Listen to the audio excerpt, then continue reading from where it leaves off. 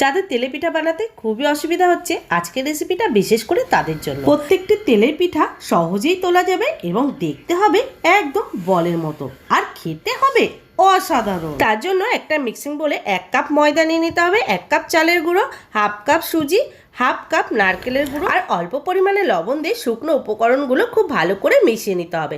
তারপর দিয়ে দিতে হবে 1 কাপ চিনি আর 2 কাপ লিকুইড দুধ। খুব ভালো করে মিশ্রণটা মিশিয়ে নিতে হবে। ব্যাটারটা অনেকক্ষণ ধরে একটু ফেটিয়ে নিতে হবে। দিয়ে দিলাম আরও কিছুটা পরিমাণে লিকুইড দুধ। তারপর খুব ভালো করে কিছুক্ষণ ধরে ফেটিয়ে নিচ্ছি। যত ব্যাটারটা ফেটানো হবে তেলের পিঠাটা কিন্তু ততই ফুলকো হবে। এরপর 10 মিনিট রেস্টে রেখে আবারও ঢাকনাটা উঠিয়ে ভালো করে ফেটিয়ে নিলাম। আর ব্যাটারের ঘনত্বটা ঠিক এরকম রাখতে হবে।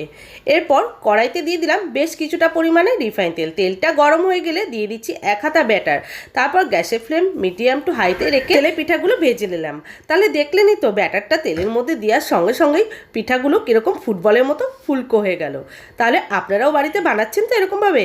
বানালে কিন্তু অবশ্যই কমেন্ট করে জানাবেন। পিঠাগুলো যেমন ফুলকো হয়েছে, ভেতরটা কিন্তু সেরকম নরম তুলতুলে।